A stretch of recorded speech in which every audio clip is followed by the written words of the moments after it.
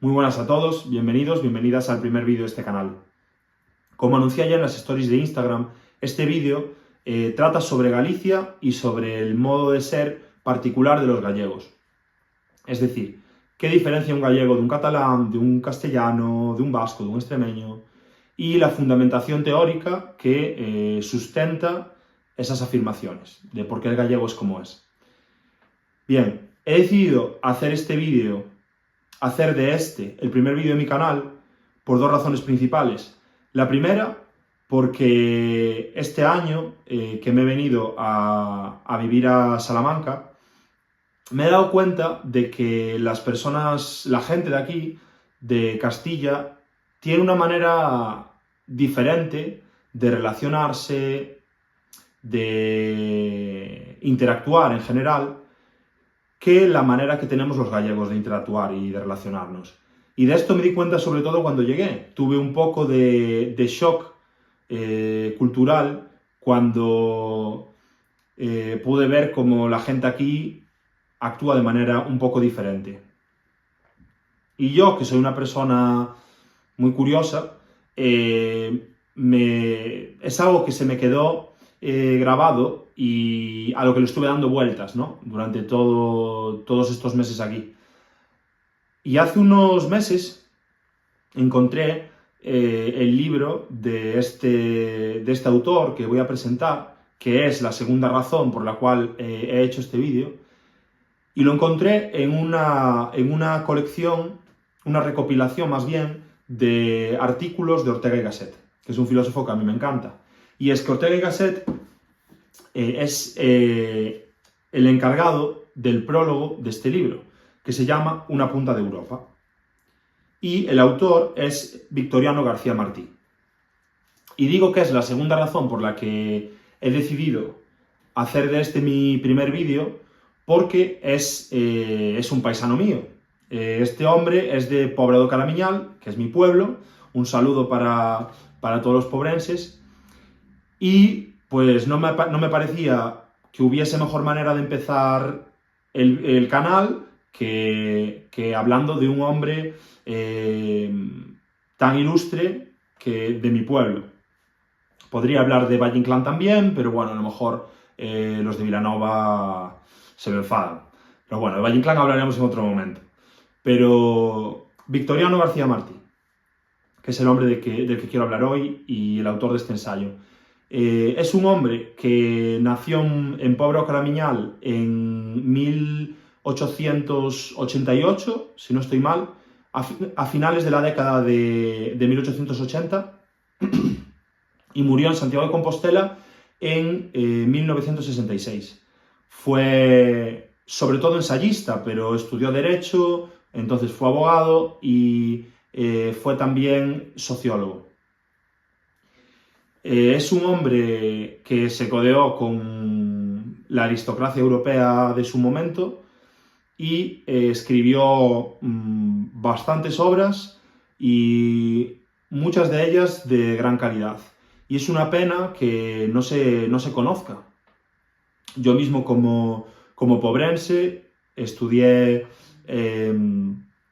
la ESO en el instituto en el IES Pobra, también el bachillerato, y me parece una pena que nunca se nos haya hablado de este hombre y nunca se nos haya contado la filosofía de este hombre, la visión de este hombre, porque desde luego que podríamos, ¿a qué filósofo podríamos entender mejor que a alguien de nuestro propio pueblo, ¿no? Pero bueno, sé que esto es algo que no pasa en el IES Pobra solo, esto pasa en todos los institutos de España prácticamente. O sea, no sé, es raro que se estudien las figuras prominentes de un pueblo o de una ciudad solo porque el instituto esté en ese pueblo o en esa ciudad. Porque el currículum es el mismo para todos los pueblos de la comunidad, entonces no se hacen distinciones. Y bueno, eso es un debate aparte, pero bueno, a mí sí que me habría interesado mucho conocer la figura de este hombre. Y bueno, yendo al lío de lo que habla Victoriano, quiero empezar hablando he cogido aquí unos pocos apuntes de lo que he ido leyendo y me parece interesante para compartir. Y él empieza hablando de que los diferentes pueblos tienen dos etapas. Una etapa primitiva y otra etapa de cultura, ¿vale? Y Victoriano dice que el caso de Galicia es uno de los que están en la etapa todavía primitiva. Todavía no ha pasado Galicia a la etapa de cultura. Se me olvidó decirlo, esto es un libro de 1934, entonces, bueno, las cosas han cambiado bastante desde aquella. Entonces habrá muchas cosas que Victoriano en el momento pudo ver, sobre las que pudo reflexionar acerca de Galicia, que hoy en día, por la globalización y por otros factores, no sean diferentes o no se puedan aplicar. Pero bueno, yo creo que en líneas generales, muchas de las cosas que Victoriano habla todavía se pueden identificar aquí en Galicia. Gracias a Dios, la globalización de momento no ha borrado toda la cultura propia que tenemos en Galicia ni en otras partes de España. Pero bueno, a ver cuánto dura. A ver cuánto dura. Esperemos que mucho. Como decía, dice que Galicia todavía pertenece a esta clase de pueblos más bien primitivos, ¿no? Y él dice que en la etapa de cultura de un pueblo, el pueblo en concreto empieza digamos, a ordenar todos los estímulos que recibe de su medio, ¿vale? Todos los estímulos que las personas perciben de su medio, empiezan a ordenarlos y a racionalizarlos y a observar el medio que le rodea como si fuera un espectáculo.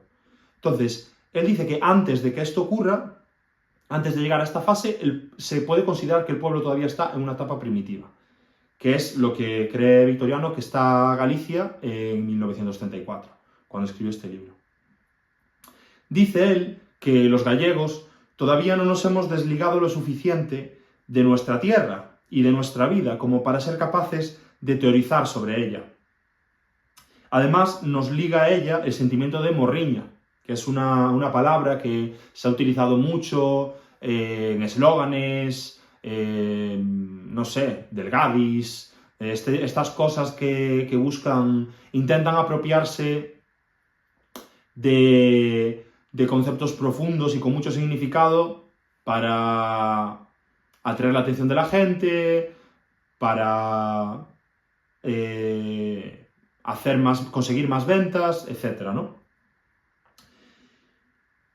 Y muchas veces se reduce, además, toda la identidad de un pueblo a una palabra, como el tema este de morriña. Parece que en Galicia solo existe morriña y la gente solo sabe que morriña es algo parecido a la nostalgia y nada más.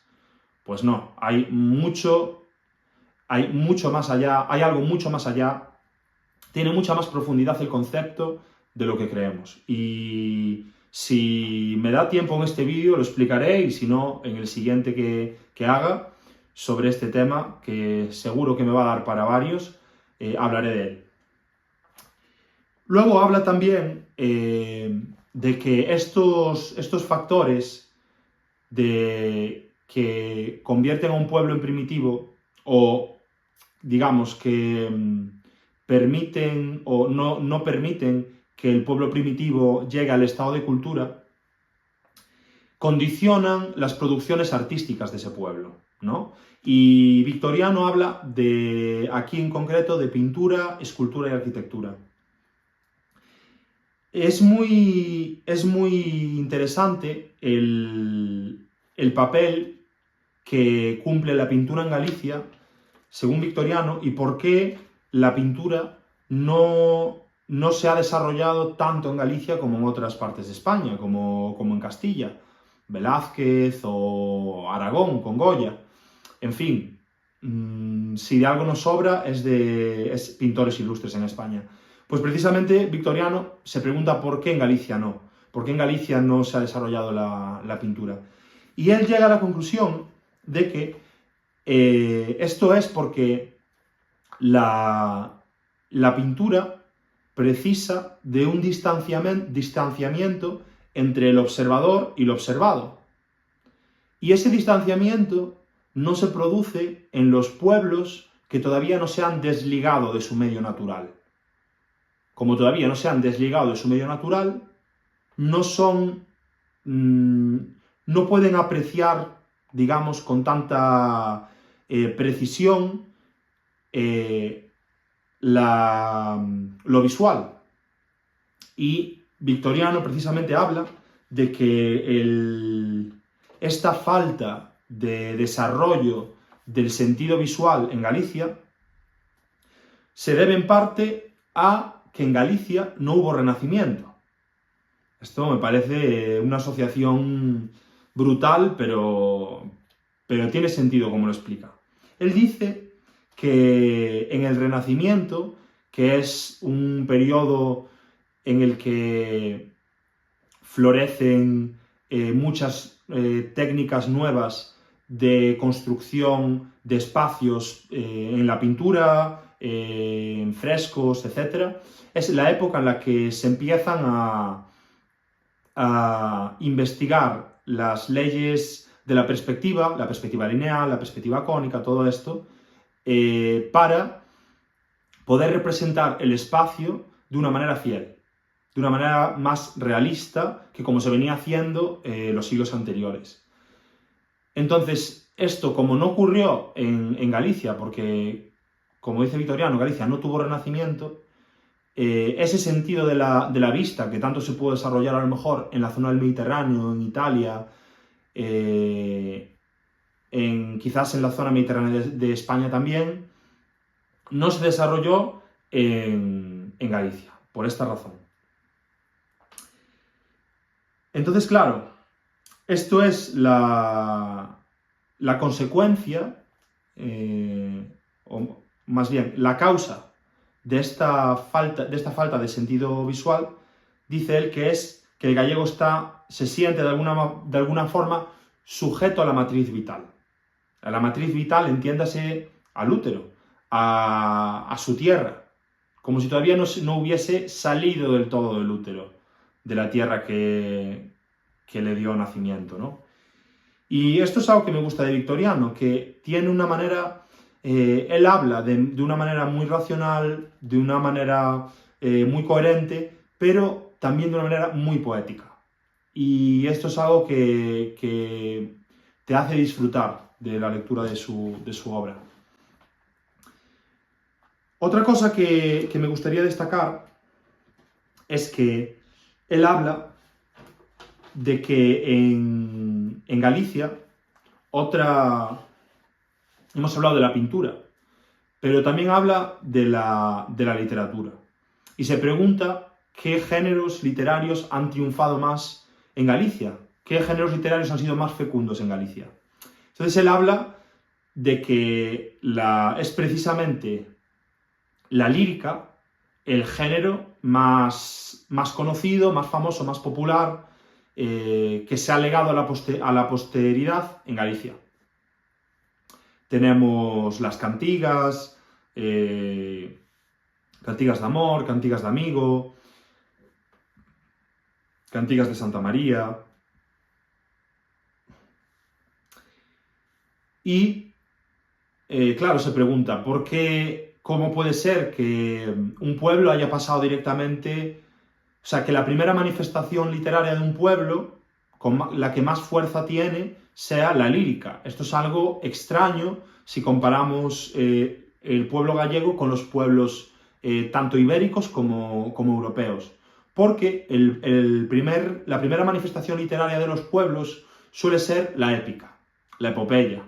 Suele ser el verso que está alabando las acciones y las características de un héroe, como puede ser el Cid en España, o Roldán en Francia, Sigfredo, me parece, en el Cantar de los Nibelungos en Alemania. Entonces, claro, ¿a qué se debe esto?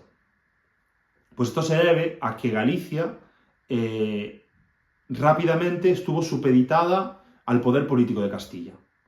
Entonces, claro, en Galicia no, la acción, toda la acción, las empresas bélicas ocurrían en Castilla, no en Galicia. Galicia era un extremo de Castilla, pero, en fin, la Reconquista, que es quizás, junto con el descubrimiento de América, la empresa más grande de Castilla, bueno, en Galicia poco hubo de eso. Hubo mucho más en la meseta, ¿no?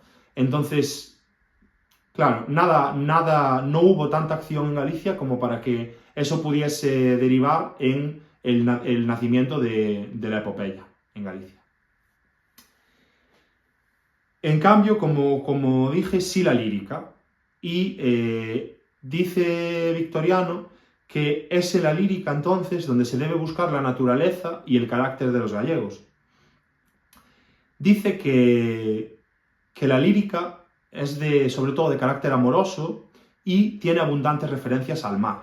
El mar es un elemento muy importante para Victoriano y del que vamos a hablar después con más detenimiento.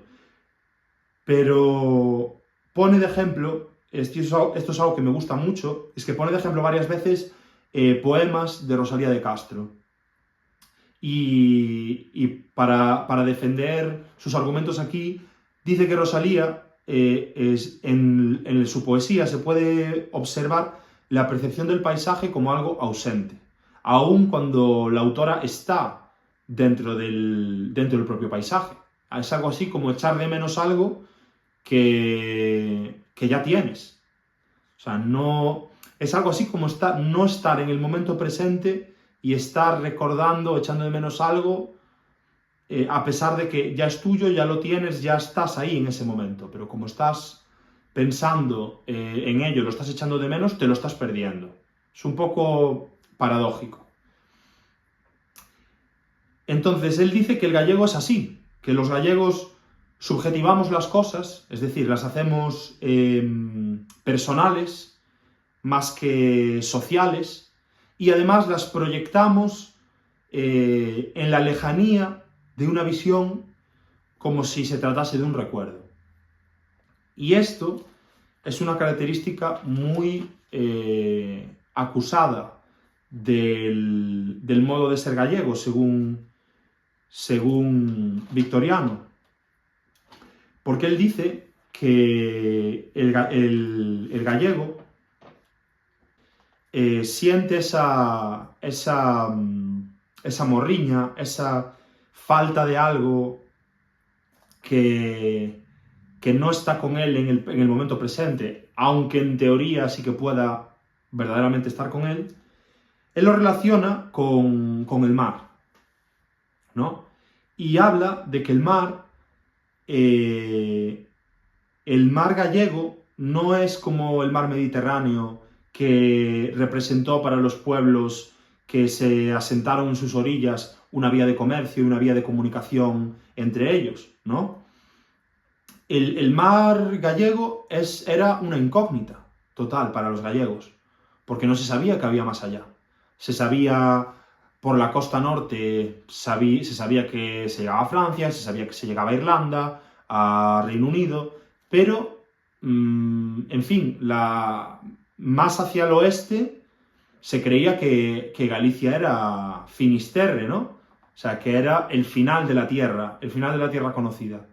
Entonces, hay que, hoy en día sabemos que estamos allá del Atlántico, ¿no? Pero hay que ponerse en la piel de personas que nunca han visto un mapamundi en su vida y no saben cuál es la forma del mundo y que miran a un océano inmenso y que no saben que hay más allá. Y el sentimiento que eso puede causar, ¿no? Claro, sobre todo es un sentimiento de misterio, dice Victoriano. Y muy lejos de ese mar, muy lejos de incitar a los gallegos a emprender aventuras ultramarinas, los dotaba de un deseo infinito, de un deseo vago, que no es un deseo concreto por algo o de algo, es un desear algo y no saber qué se desea, que no alcanza ningún objeto determinado. Su perspectiva visual no puede concretarse en ningún objeto concreto. Simplemente está la inmensidad del mar. Otra vez volvemos a la referencia esta de la falta de visión en Galicia. Además dice que esta falta de visión se intensifica por las incesantes nieblas que pueblan toda la región y que hace que los objetos sean, las líneas, los contornos de los objetos no sean claros, no estén definidos, como se ocurre en el Mediterráneo. Y aquí hace una reflexión muy interesante, que es que él dice que lo clásico es aquello que es aquel modo de ver la vida y del arte que se recuperó durante el Renacimiento, que dijimos antes que Galicia no tuvo. El modo clásico se basa en la línea, en la claridad de la línea, en la claridad de la línea y la claridad de las formas. Como dije antes, durante el Renacimiento es cuando se empiezan a descubrir leyes matemáticas que permiten a los hombres construir el espacio de una manera más realista. Y se trabaja mucho entonces la geometría. La geometría es, pues eso, líneas, claridad de las líneas. Él dice que Galicia es mucho más romántica que clásica. Y estoy muy de acuerdo con esto. En fin, todos conocemos el cuadro, este cuadro muy famoso, ahora no recuerdo el nombre, de un hombre ante un mar de nubes, ¿no? Que es uno de los... suele ser una de las muestras de arte romántico más conocidas que se suelen traer, que se suelen mostrar, ¿no? Y él dice que Galicia es un poco eso, un poco romántica de por sí. García Martí habla también de cuál es, según él, el gran mal de Galicia, el mal más grande que sufrió el pueblo gallego. Y según él es haberse quedado supeditado a Castilla, que además dice que esa supeditación, en el caso de los gallegos, fue superior a la de otros pueblos, en parte por nuestro carácter, que según él es dulce y resignado a la vez. Es decir, él habla de que las virtudes gallegas son de resignación, son de pasividad, son de aguante. Y precisamente por esas virtudes, por esas características naturales de los gallegos, él cree que Galicia estuvo todavía más subordinada a Castilla que otros pueblos, vaya. Dice él que precisamente por no contar Galicia con un destino como pueblo, fue muy común la migración aquí en Galicia. Eso es algo que se sabe, ¿no? Y precisamente los que emigraron, la gente que podía quizás marcar una diferencia, las mentes brillantes de Galicia, emigraron a otros sitios y contribuyeron a las empresas políticas, económicas o de otro tipo de esos otros lugares.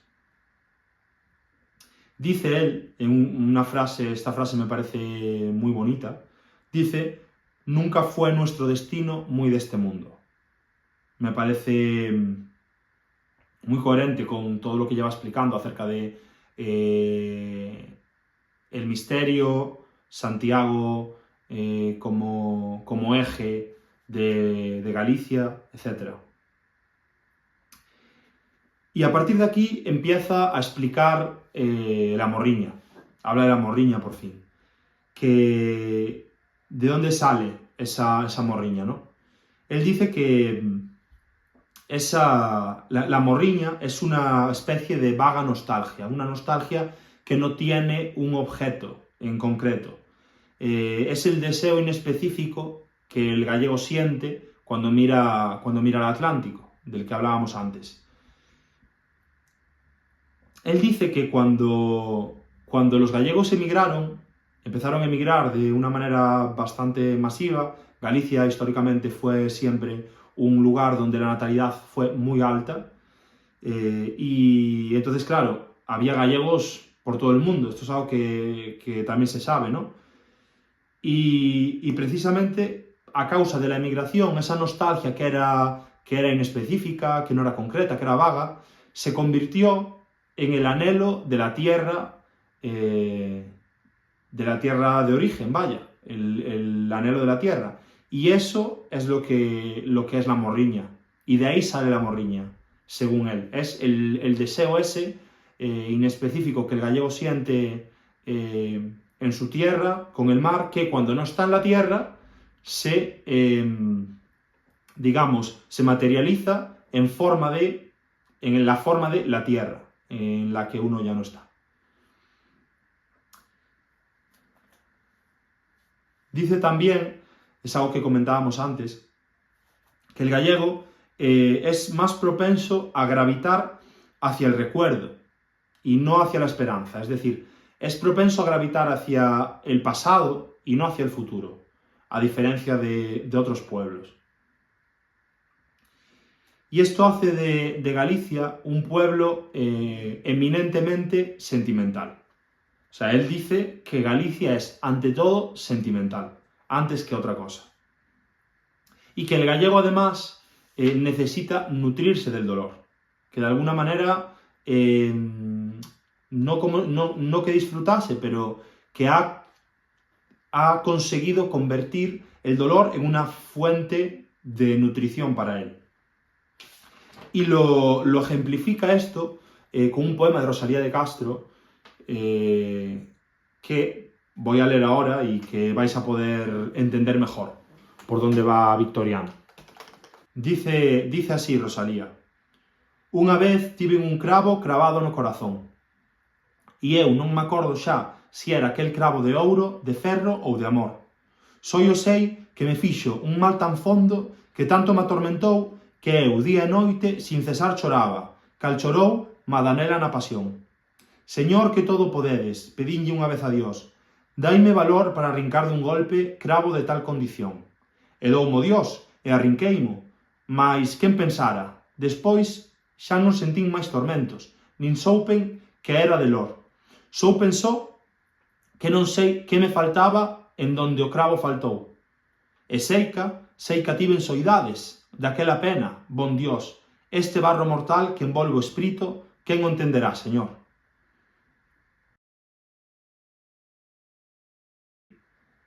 Rosalía está aquí teniendo nostalgia de la propia pena, del propio dolor. O sea, tiene dolor, le pide a Dios que le quite ese dolor, y una vez Dios, que le dé fuerzas a ella misma para quitarse ese dolor, se lo quita, y una vez lo quita, lo echa de menos, ¿no? En castellano sería así. Una vez tuve un clavo clavado en el corazón, y yo no me acuerdo ya si era aquel clavo de oro, de hierro o de amor. Solo sé que me hizo un mal tan hondo que tanto me atormentó que yo día y noche sin cesar lloraba, cual lloró Magdalena en la pasión. Señor, que todo lo puedes, pedile una vez a Dios. Dame valor para arrancar de un golpe clavo de tal condición. Y diómelo Dios, arranquélo. Pero quién pensara, después ya no sentí más tormentos, ni supe que era dolor. Supe solo que no sé qué me faltaba en donde el clavo faltó. Y tal vez tuve soledades de aquella pena. Buen Dios, este barro mortal que envuelve el espíritu, ¿quién lo entenderá, Señor? Aquí se puede ver con mucha claridad esto a lo que se refiere Victoriano, ¿no? De que el gallego se nutre del dolor, que se puede ver como una fortaleza, la capacidad de nutrirse del dolor también. Puede ser visto también como una virtud, ¿no?